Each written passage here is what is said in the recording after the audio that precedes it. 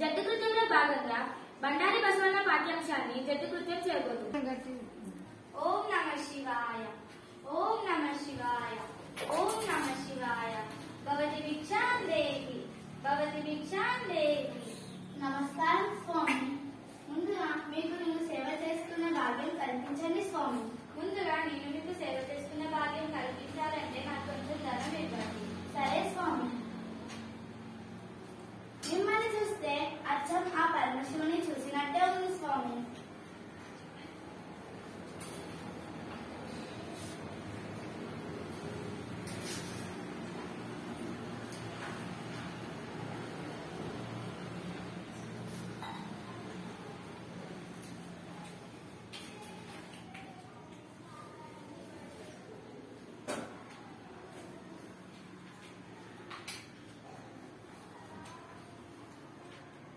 మీకు సేవ చేసుకునే భాగ్యం కల్పించినందుకు కృతజ్ఞతలు స్వామి.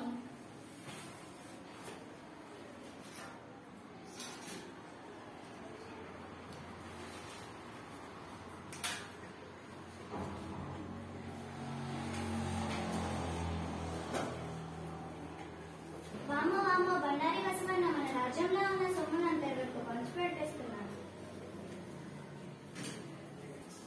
శ్రీ శ్రీ శ్రీ బిజ్జల మహారాజు గారు విచ్చేస్తున్నారా?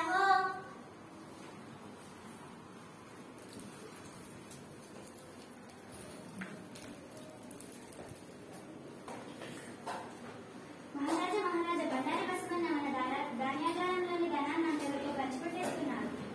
నిజంగానా? ఎవరెక్కడ? ఆజ్ఞ ప్రభు. బండారి బసవన్నని బాధించి తీసుకురండి. చిత్తం ప్రభు.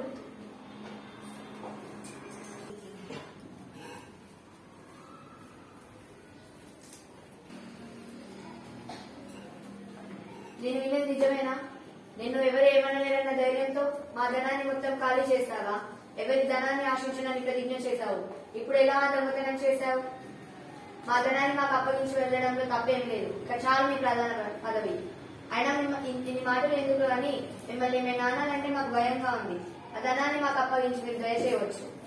పరమశివుని పట్ల భక్తి అనే కల్పవృక్షం నా అండగా ఉండగా, శంకరునిపై భక్తి అనే బంగారు పర్వతం నా ఆధీనంలో ఉండగా, శంభుని భక్తి అనే కామదేవు నన్ను కనిపెట్టి ఉండగా, నా వంటి భక్తుడు ఇతరుల ధనాన్ని ఆశిస్తాడా? సింహం ఎక్కడైనా గడ్డి మేస్తుందా? పాల సముద్రంలో క్రీడించే హంస మడుగులోని నీరు తాగుతుందా? అయినా శివభక్తులైన సాంప్రదాయం మీకేం తెలుసు? స్వామి సొమ్ము స్వామికే ఇచ్చాను. నీకు నా మీద నమ్మకం లేకపోతే నీ సొమ్ము లెక్క చూసుకో. ఎవరెక్కడ? ఆజ్ఞ ప్రభు. ధనాగారం పేటిక తీసుకొచ్చి లెక్కించండి. చిత్తం ప్రభు.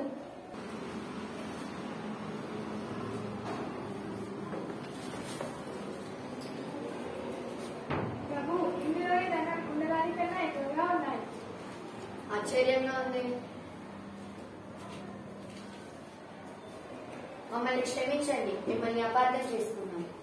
ఇప్పటికైనా ఎవరిని అపార్థం చేసుకోకండి.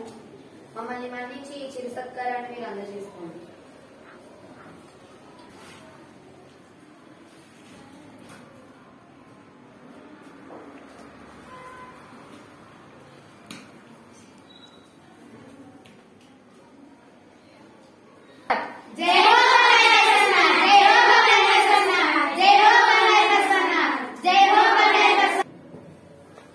ఇంతసేపు మేము చేసిన సామూహిక కృత్యాన్ని మీరు ఓపికగా విన్నందుకు ధన్యవాదాలు.